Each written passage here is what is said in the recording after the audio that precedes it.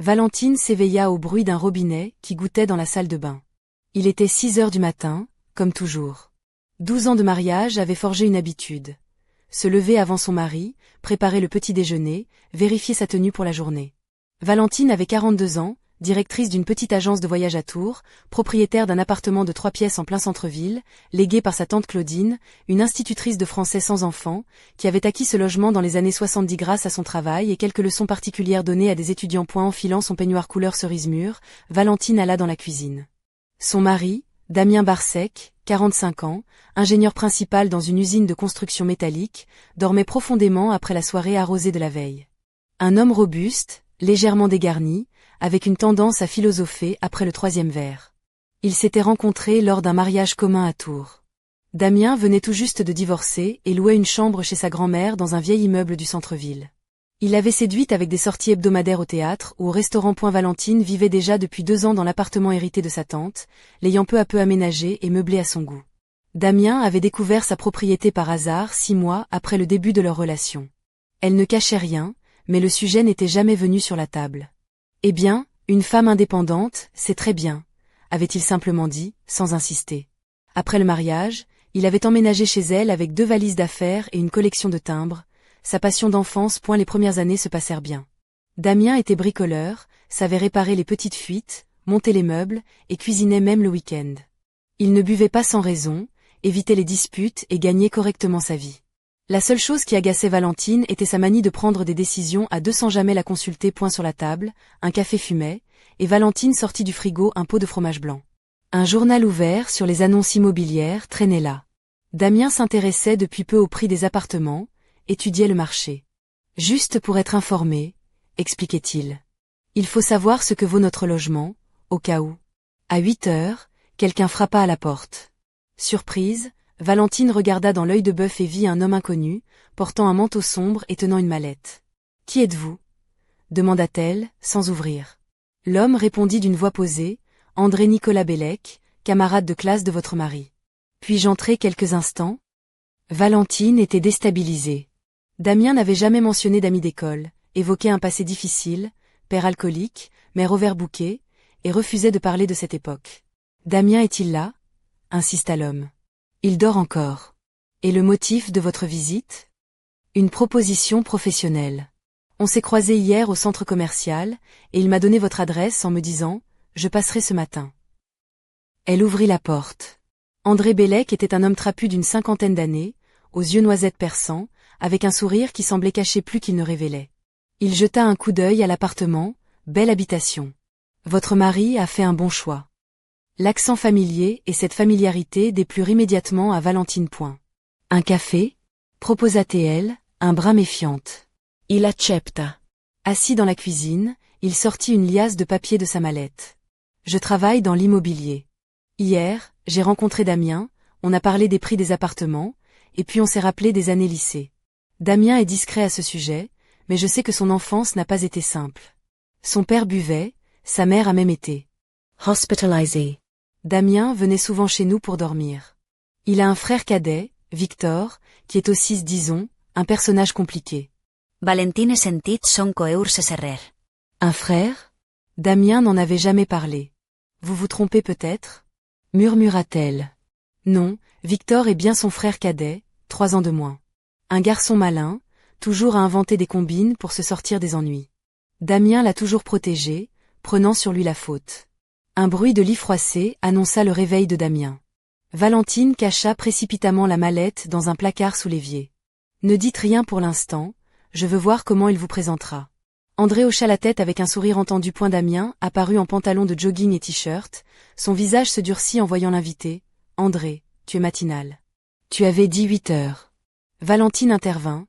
Damien, tu ne m'as jamais dit que tu avais des connaissances dans l'immobilier. Il haussa les épaules, pas utile. André proposa de discuter dans une autre pièce, histoire de parler d'affaires. Damien s'installa à la table, la tasse de café à la main, les mains légèrement tremblantes. J'ai un client prêt à payer plus pour un appartement dans ce quartier. Damien m'a dit que vous envisagiez peut-être de vendre. Valentine réagit vivement. Non, nous ne vendons pas. André regarda Damien avec insistance. Tu ne lui as pas dit que tu m'avais rencontré ? J'ai oublié. Compris. Je m'en vais. Si vous changez d'avis, appelez-moi. Après leur départ, Valentine interrogea Damien. Pourquoi lui as-tu dit que nous pensions vendre? Je n'ai rien dit, il exagère. Juste demandé le prix du quartier. Et pourquoi ne m'as-tu jamais parlé de ton frère? Damien avala de travers son café. Quel frère? La vérité commença à émerger, mais Valentine sentait déjà que ce n'était que la surface d'un iceberg bien plus sombre. Les heures passaient au bureau, mais l'esprit de Valentine était ailleurs. Chaque détail de la visite matinale tournait en boucle dans sa tête, comme un vieux disque rayé. Elle revoyait André Bellec, ses yeux perçants, son sourire trop sûr de lui. Elle repensait à Victor, ce frère dont Damien ne lui avait jamais parlé. Était-ce un oubli volontaire ou une vérité qu'il avait voulu cacher? La soirée s'installa sur Tours, enveloppant la ville de sa douceur automnale. Valentine rentra chez elle, décidée à mettre de l'ordre dans leurs finances.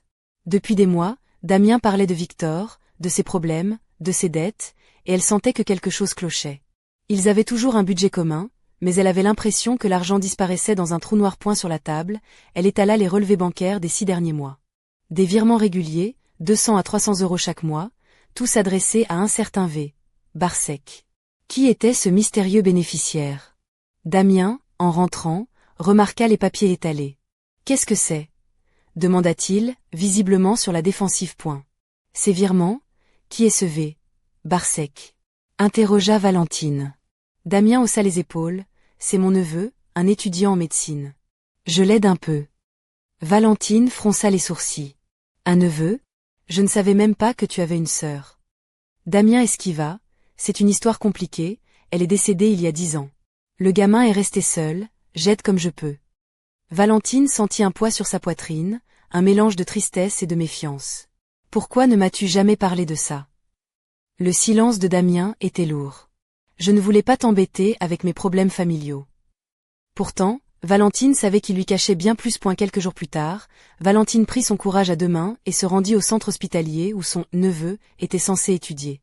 À la surprise générale, aucun étudiant ne portait ce nom dans les dossiers. Confuse, elle rentra chez elle avec un document officiel en main, prouvant l'absence de cet étudiant dans l'établissement. Ce soir-là, elle posa le papier devant Damien, son regard dur. « Explique-moi ça. » Damien soupira, la fatigue se lisait sur ses traits. « Victor. C'est bien mon frère, pas un neveu. Il a eu des ennuis avec la justice, il est sorti de prison il y a peu. Je l'aide à se réinsérer. » Valentine sentit la colère monter. Pourquoi le mens-tu? Pourquoi me cacher ça? Damien baissa la tête, j'avais peur que tu me juges.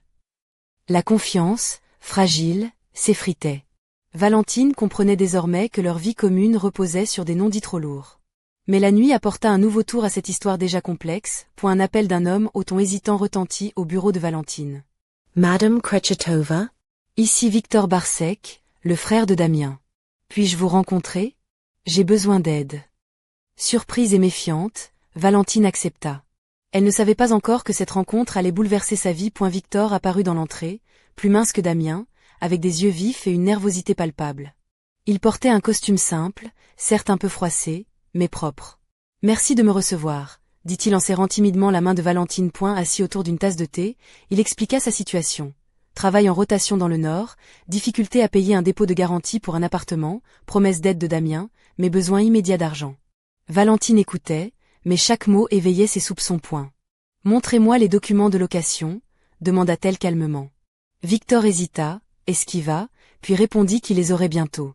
Cette absence de preuves renforça le doute. Valentine se leva, parcourut la cuisine, essayant de déchiffrer cette énigme familiale. Elle sentait comme une odeur de piège. Sans papier, pas d'argent, annonça-t-elle fermement. Le visage de Victor se durcit. Son sourire poli disparut. Vous êtes dure, Madame Krechetova. Damien vous a bien parlé de moi? Demanda-t-il, la voix à peine voilée de reproches. Valentine répondit avec froideur, je préfère la vérité au mensonge. Ce soir-là, après le départ de Victor, Valentine resta seule dans l'appartement. Elle regarda la ville scintiller par la fenêtre. Une question obsédait son esprit. Que cachait réellement Damien, et jusqu'où était-elle prête à aller pour découvrir la vérité? Le téléphone vibra. Un message de Damien, on doit parler. Demain soir. Et dans l'ombre, un secret familial prêtait à éclater, menaçant de déchirer leur vie à tout jamais. Le lendemain soir, Valentine attendait Damien dans la cuisine, vêtue d'une robe en soie bordeaux qui épousait délicatement ses courbes, ses escarpins noirs à talons fins posés près de la porte. Une fine chaîne en or soulignait élégamment son cou, tandis que ses cheveux châtains étaient relevés en un chignon souple, laissant échapper quelques mèches qui caressaient son visage. Elle voulait être prête à affronter la vérité, quelle qu'elle soit. Damien arriva tard, les épaules lourdes, l'air fatigué. Il s'installa en face d'elle, évitant son regard. Valentine prit une grande inspiration. « Damien, il faut que tu me dises tout. Pourquoi as-tu caché l'existence de Victor? Et que se passe-t-il avec cet argent que tu lui donnes ?» Il fixa la table, puis enfin leva les yeux vers elle. « Victor est en difficulté, Valentine. Il a fait des erreurs graves. J'ai essayé de l'aider, mais ça a pris une tournure que je n'avais pas prévue. » Elle fronça les sourcils. « Quelle tournure ?» Il a des dettes, beaucoup de dettes. Il a emprunté de l'argent à des gens dangereux. Et sa voix trembla légèrement. Il a besoin d'un appartement, un endroit où se poser, loin de ses problèmes. Valentine sentit son coeur se serrer. Et tu comptes encore utiliser notre appartement pour ça? Damien secoua la tête. Non, mais j'ai un plan. Je voulais t'en parler quand le moment serait venu. Quel plan? Demanda-t-elle, méfiante. Damien sortit une liasse de documents de sa veste et les posa sur la table. J'ai pris un crédit, sous ton nom, avec ta signature. Valentine écarquilla les yeux. Quoi? Sans me prévenir? Il acquiesca, embarrassé. Je ne voulais pas t'inquiéter. L'argent servira à aider Victor à se remettre sur pied. Elle saisit les papiers, découvrant un prêt important, garanti par leur appartement. Son souffle se coupa un instant, puis elle reprit, glaciale. Tu as pris un crédit de 200 000 € sans me consulter. C'est une trahison. Damien baissa la tête. Je sais. Mais je ne pouvais pas te perdre. Valentine se leva, son regard brûlant de colère et de douleur mêlée. Perdre? Tu as déjà perdu mon respect. Dans un geste presque théâtral, elle ouvrit la fenêtre, laissant entrer l'air frais de la nuit tourangeelle. Il y a des choses qu'on ne peut pas réparer avec de l'argent, Damien. Il tenta de la retenir, mais elle recula. Je veux des réponses. Et je veux que Victor soit tenu responsable. Damien s'effondra sur sa chaise, les yeux embués. Je ferai tout pour rattraper mes erreurs. Le silence s'installa, lourd et pesant, seulement troublé par le tic-tac d'une vieille horloge. Valentine savait que leur vie venait de basculer, que rien ne serait plus jamais comme avant. Mais au fond d'elle, une petite voix lui soufflait que ce n'était que le début. Sur la table, un nouveau message s'alluma sur son téléphone. Ne crois pas tout ce que tu vois. Certains secrets sont plus dangereux qu'ils n'y paraissent. V. Un frisson parcourut son échine. Qui était ce mystérieux V? Et quel rôle jouait-il dans cette affaire? La nuit promettait encore bien des révélations. Les jours suivants glissèrent comme un tourbillon d'ombre et de lumière. Valentine, toujours vêtue avec une élégance discrète, chemisier en soie, jupe midi, escarpins vernis, dégageait une assurance froide, presque distante. Mais ses yeux trahissaient une tempête intérieure. Elle fouillait chaque détail, chaque mot, chaque silence de Damien, cherchant la faille. Un soir, alors qu'elle rentrait d'une réunion à l'agence, elle surprit Damien au téléphone dans la cuisine, sa voix basse et pressée. « Oui, c'est moi. Non, je ne peux pas attendre plus longtemps. Je ferai tout pour régler ça. » Il raccrocha précipitamment en la voyant entrer. « Qui était ce ?» demanda-t-elle, le ton calme mais ferme. Et elle hésita, puis murmura, « Un ami, un associé de Victor. » Valentine fronça les sourcils. « Et que veulent-ils » Damien détourna le regard. De l'argent. Beaucoup d'argent. Le poids du mensonge tombait désormais lourdement sur leurs épaules. Valentine comprit que cette affaire dépassait de loin ce qu'elle imaginait. Le lendemain, elle décida de prendre les choses en main. Armée de son téléphone, elle contacta un inspecteur privé à Tours, un homme bourru au grand cœur, nommé Gérard Lefebvre, connu pour son flair infaillible. Gérard, je veux savoir ce que manigance Damien et son frère. Sa voix trahissait une détermination nouvelle. Quelques jours plus tard, Gérard lui remit un dossier. Des photos, des relevés bancaires, des échanges suspects.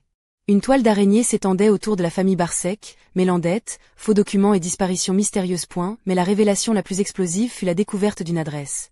Un appartement cossu dans le quartier de Marmoutier, à Tours, où Victor aurait été vu en compagnie d'hommes peu recommandables. Valentine, vêtue d'un trench coat beige cintré, bottines élégantes, se rendit sur place. L'immeuble, un ancien hôtel particulier reconverti, respirait la discrétion. Elle monta au 4e étage, frappa à la porte 42. Un silence tendu. Puis la porte s'ouvrit sur un homme trapu au regard dur point. Que voulez-vous? Gronda-t-il point. Je cherche Victor Barsec, répondit Valentine, le cœur battant point l'homme la dévisagea, puis referma la porte avec un claquement. Dès au retour chez elle, Valentine sentit le piège se refermer. Damien évitait désormais ses questions, ses absences se multipliaient, et leur intimité s'effritait. Lorsqu'il la touchait, c'était avec une froideur distante, presque mécanique, un jeu dangereux entre désir et méfiance. Un soir, alors qu'il dînait, Damien lâcha, le regard noir. Tu ne comprends rien, Valentine. Cette histoire est plus grande que nous. Elle répondit, un sourire amer aux lèvres, alors explique-moi, puisque tu sais tout. Ou est-ce trop tard? Le silence qui suivit fut assourdissant. Quelques jours plus tard, une enveloppe glissée sous la porte attira son attention. À l'intérieur, une clé USB et un message. Pour ta sécurité, regarde ça chez toi. V. Le cœur de Valentine s'accéléra. Elle inséra la clé dans son ordinateur. Des vidéos, des enregistrements, des documents. Des preuves accablantes. Mais surtout, un visage familier apparaissait. Damien, en compagnie de Victor et d'hommes en costume, discutant d'une transaction immobilière secrète. Le dernier message vidéo fut un avertissement glacial. Ne fais pas confiance à celui que tu aimes. Il y a des choses qui ne s'effacent pas. Valentine éteignit l'écran, le souffle court. Derrière la trahison, une vérité plus noire se cachait. Dans l'ombre, une menace silencieuse grandissait, prête à briser définitivement ce qu'il restait de leur vie. Les jours suivants, l'appartement de Valentine semblait s'être transformé en un véritable champ de bataille psychologique. Elle portait désormais des tenues aux lignes épurées, toujours impeccablement choisies. Tailleur cintré, chemisier délicatement transparent, soulignant subtilement la courbe de son cou et la finesse de ses poignets. Ses escarpins résonnaient sur le parquet ciré, chaque pas marquant sa détermination à reprendre le contrôle de sa vie. Damien, quant à lui, se faisait de plus en plus distant, ses regards fuyants et ses mains tremblantes trahissant une nervosité grandissante. Il passait ses soirées à discuter au téléphone dans une pièce à part, et Valentine avait surpris plus d'une fois son parfum préféré flottant sur ses vêtements, bien loin de leur soirée d'antan. Un après-midi, alors qu'elle classait des documents dans son bureau, son téléphone vibra. Un message court, énigmatique, il est temps de choisir, Valentine. Sans signature. Son cœur battait la chamade. Était-ce un avertissement? Une menace? Ou un appel à la vérité? Cette nuit-là, Valentine s'endormit difficilement, ses pensées tourbillonnant autour de Damien, de Victor, de cette clé USB et de ce mystérieux V. Qui semblait tirer les ficelles dans l'ombre. Au réveil, une idée germa dans son esprit. Elle devait confronter Damien, une bonne fois pour toutes, mais pas seule. Elle fit appel à un avocat spécialisé en droit de la famille et en litige immobilier, une femme redoutable nommée Élise Moreau, connue à Tours pour sa ténacité et son sens aigu de la justice. Lors de leur rencontre, Élise, vêtue d'un tailleur noir strict, lunettes fines posées sur le bout du nez, écouta attentivement le récit de Valentine. Votre mari a commis plusieurs infractions graves, Madame Krechtova.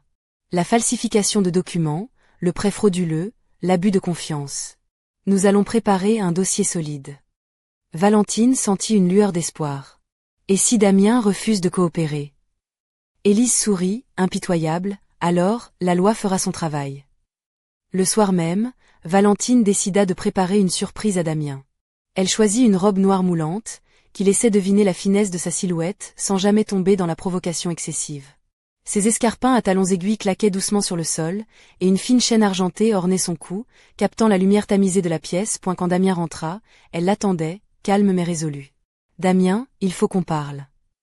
Il s'assit, fatigué, résigné. Valentine posa devant lui les documents préparés avec Élise. Preuves, relevés, correspondance. Tu as trahi notre confiance. Tu as mis en danger notre maison, notre avenir. Je ne peux plus continuer ainsi. Damien baissa les yeux, le silence pesant entre eux. Puis, d'une voix rauque, je voulais te protéger. Valentine secoua la tête, un sourire amer aux lèvres. Protéger? Ou te protéger toi-même? La tension monta d'un cran lorsque Damien, soudain, lâcha avec un cynisme glacé. Tu crois que c'est fini? Tu n'as encore rien vu. Un bruit sourd retentit à l'entrée, quelqu'un frappait violemment à la porte. Valentine et Damien échangèrent un regard. Qui ça peut être à cette heure? Murmura-t-elle. Damien se leva, ouvrit la porte. Un homme grand, au visage marqué, vêtu d'un manteau sombre, se tenait là. Son regard était dur, presque menaçant. Bonjour, Valentine. Bonjour, Damien. Je suis Valère Crozet. On a beaucoup à se dire. Le nom fit l'effet d'une décharge électrique. Valentine sentit une peur glacée l'envahir. Valère entra sans attendre d'invitation, déposant sur la table un dossier épais. Vous pensez que la partie est terminée? Loin de là. Ce n'est que le début d'un jeu bien plus dangereux. Le visage de Damien se crispa, mais Valentine sut que, cette fois, elle ne reculerait pas. Et la nuit s'étira, dense et lourde de menaces à peine voilée, tandis que la vérité, encore une fois, se faisait attendre derrière un voile d'ombre. Et dans l'air flottait une promesse terrible. Le prochain coup serait décisif. Le silence s'installa un instant, pesant comme une chape de plomb dans le salon cossu. Valentine, toujours vêtue de sa robe noire aux lignes élégantes, croisa les bras, défiant Valère Crozet du regard. Ses yeux verts brillaient d'une détermination farouche, un éclat qu'elle n'avait plus ressenti depuis longtemps. Damien, quant à lui, se tenait en retrait, les poings serrés, l'air à la fois inquiet et résigné. Valère posa le dossier sur la table avec un bruit sec, faisant sursauter Valentine. Voici ce que vous devez savoir, annonça-t-il d'une voix grave. Votre mari et son frère ne sont que la partie émergée d'un réseau bien plus vaste. Des affaires douteuses, des transactions illégales, et des dettes qui dépassent largement ce que vous imaginez. Valentine feuilleta rapidement les documents. Contrats falsifiés, relevés bancaires cryptés, échanges téléphoniques interceptés. Chaque page révélait un maillon d'une chaîne infernale.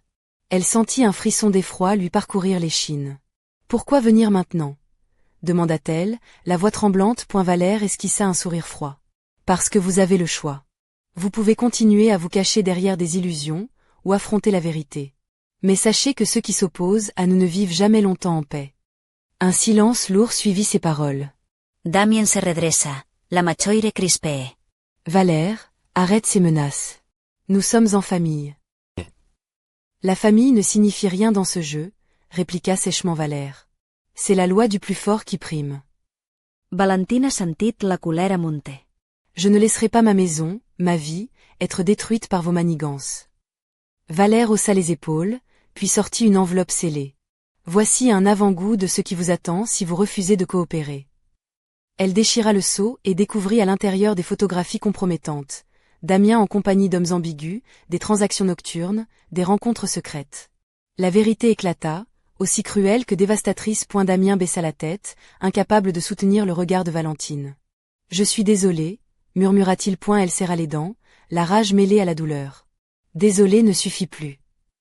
Soudain, un bruit sourd retentit à la porte d'entrée. Tous sursautèrent. Valentine se dirigea vers l'entrée, le cœur battant. Lorsqu'elle ouvrit, un policier se tenait là, tenant un mandat d'arrêt. Madame Kretchetova? Je suis chargé d'une enquête liée à votre mari et à son frère. Nous avons des raisons de croire à des activités frauduleuses. Le visage de Valentine se figea. Le cauchemar prenait une tournure irréversible. Alors que la porte se refermait derrière le policier, Valentine comprit que sa vie venait de basculer définitivement dans l'inconnu. Et dans l'obscurité de la nuit tourangelle, une dernière phrase résonna dans son esprit, lourde de menaces et de mystères. Qui trahira en premier? La nuit enveloppait tour d'un voile sombre et silencieux lorsque Valentine, seule dans son appartement, sentit le poids de l'inévitable s'abattre sur elle. Sa robe noire, élégante et sobre, glissait doucement sur ses épaules nues, tandis que ses escarpins demeuraient posés près de la porte, témoins silencieux d'une soirée qui ne demandait qu'à s'achever. Pourtant, son esprit tourbillonnait, prisonnier d'un labyrinthe de doutes et de trahisons. Le coup de téléphone retentit, aigu et pressant, brisant le silence avec une urgence glaçante. Madame Kretchetova? C'est l'inspecteur Lefebvre. Nous avons découvert quelque chose d'inattendu. Il faut que nous parlions. Le cœur de Valentine s'accéléra. Elle rejoignit le bureau de Gérard, un homme au visage buriné, à la barbe poivre et sel, dont les yeux perçants trahissaient une détermination sans faille. Il lui tendit une enveloppe épaisse, contenant des documents confidentiels. Regardez ça, dit-il en posant sur la table plusieurs photos et extraits de conversations téléphoniques. Votre mari n'est pas seulement mêlé à des dettes et des prêts frauduleux. Ces images montrent des rencontres avec des membres d'un réseau criminel établi dans la région. Valentine parcourut les clichés. Damien serrant la main à un homme en costume sombre, des échanges d'enveloppes discrètes dans des ruelles mal éclairées, des appels nocturnes à des numéros inconnus. Et ce n'est pas tout, continua Gérard. Nous avons identifié un complice, Valère Crozet. Un ancien détenu, lié à plusieurs affaires de fraude immobilière et de blanchiment d'argent. Une onde de choc traversa Valentine. Toutes ces pièces du puzzle prenaient une forme terrifiante. Que faisons-nous maintenant? Gérard la regarda droit dans les yeux. Il faut agir vite. Nous allons réunir toutes les preuves nécessaires pour empêcher qu'il ne fasse plus de dégâts. Mais surtout, Il faut que vous soyez prudente. Alors que Valentine quittait le bureau de l'inspecteur, la nuit avait cédé la place à l'aube. Ses pensées se bousculaient, mais une certitude s'imposait. Elle ne serait plus jamais la même point de retour chez elle, elle trouva un message sur son répondeur. « Valentine, c'est Victor. Je sais que tu enquêtes. Tu ferais mieux de faire attention. Certains secrets ne veulent pas être dévoilés. » Un frisson glacé lui parcourut l'échine. La guerre venait de commencer.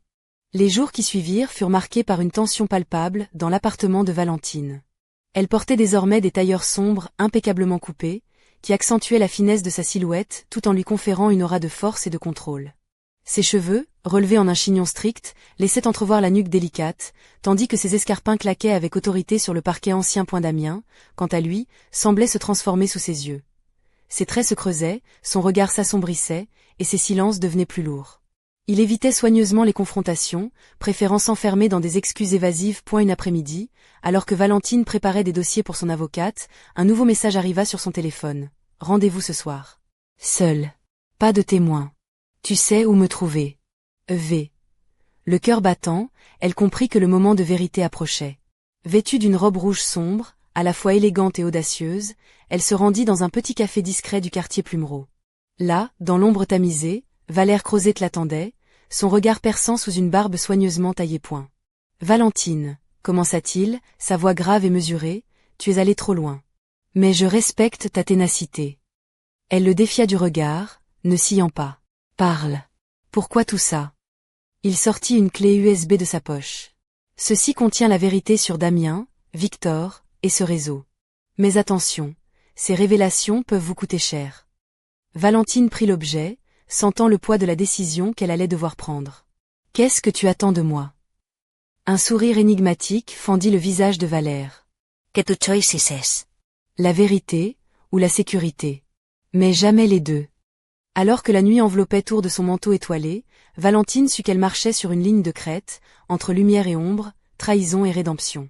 Le choix qu'elle ferait ce soir-là déterminerait le cours de sa vie, et peut-être celui de sa famille. À eu loin, un cri déchirant fendit l'air, un avertissement que le jeu venait de changer. Le café était presque désert lorsque Valentine s'assit face à Valère Crozet. La lumière tamisée dessinait sur son visage des ombres, accentuant la détermination dans ses yeux verts. Sa robe rouge sombre, parfaitement ajustée, soulignait avec élégance la courbe de ses épaules, tandis qu'une fine chaîne argentée scintillait à son cou, captivant furtivement la lumière. Valère, lui, affichait un calme glacial. Son manteau sombre et ses mains posées sur la table lui donnaient l'allure d'un homme prêt à tout pour garder le contrôle. « Valentine, » commença-t-il, sa voix posée mais lourde de menaces à peine voilées, « tu ne mesurais pas dans quoi tu t'engageais. » Elle le regarda droit dans les yeux, sans ciller. « Je sais parfaitement ce que je fais. » Il fit glisser une clé USB devant elle. « Voici des preuves irréfutables. Des transactions illégales, des rencontres secrètes, des complicités que tu n'imagines même pas. » Valentine prit la clé entre ses doigts, sentant le poids de l'enjeu. « Et qu'est-ce que tu veux en échange ?» Un sourire froid étira ses lèvres. « Rien, ou tout. La vérité a un prix, Valentine. Tu peux choisir de te taire et garder ta sécurité, ou tout révéler et perdre beaucoup. » Elle posa la clé sur la table, sa voix était ferme. « Je choisis la vérité. » Valère la fixa un long moment, puis hocha la tête. « Alors prépare-toi. Les prochains jours seront décisifs. » En sortant du café, Valentine sentit une brise fraîche caresser sa peau. Le vent semblait murmurer des promesses et des avertissements. Elle savait que la route devant elle serait périlleuse, mais elle était prête à affronter les ombres pour protéger ce qui lui restait. À eu loin, les cloches de la cathédrale résonnaient, marquant le début d'un nouveau chapitre, où secret et trahison allaient se confronter dans une danse dangereuse. Dans l'obscurité, une silhouette observait, un sourire énigmatique aux lèvres, attendant le moment idéal pour frapper. Le lendemain matin, Valentine se réveilla avec une sensation étrange, comme si une invisible tempête grondait autour d'elle. Sa silhouette fine se découpait dans la lumière pâle qui filtrait par les fenêtres de son appartement haussmannien à Tours. Elle enfila un tailleur bleu marine parfaitement ajusté, ses escarpins noirs claquant avec assurance sur le parquet ciré, tandis qu'une montre en argent délicatement posée à son poignet rythmait ses pensées. À son bureau, elle inséra la clé USB dans son ordinateur portable. Les fichiers s'ouvrirent sur une série de documents, vidéos et enregistrements audio. Chaque preuve dévoilait un peu plus l'ampleur du réseau criminel tissé autour de Damien et Victor. Fraude, blanchiment d'argent, faux contrats, manipulation financière. Valentine sentit un mélange amer de colère et de tristesse l'envahir. Comment avait-elle pu vivre à côté d'une telle vérité sans la voir? Son téléphone vibra soudain. Un message: ne fais confiance à personne. Même ceux qui paraissent proches cachent des secrets. V. Elle soupira, consciente que la guerre venait de commencer. Elle devait agir vite, mais aussi avec prudence. Plus tard dans la journée, vêtue d'un manteau beige élégant et d'une écharpe en soie, Valentine se rendit chez Élise Moreau, son avocate. Ensemble, elles élaborèrent une stratégie pour protéger ses droits et préparer la confrontation avec Damien.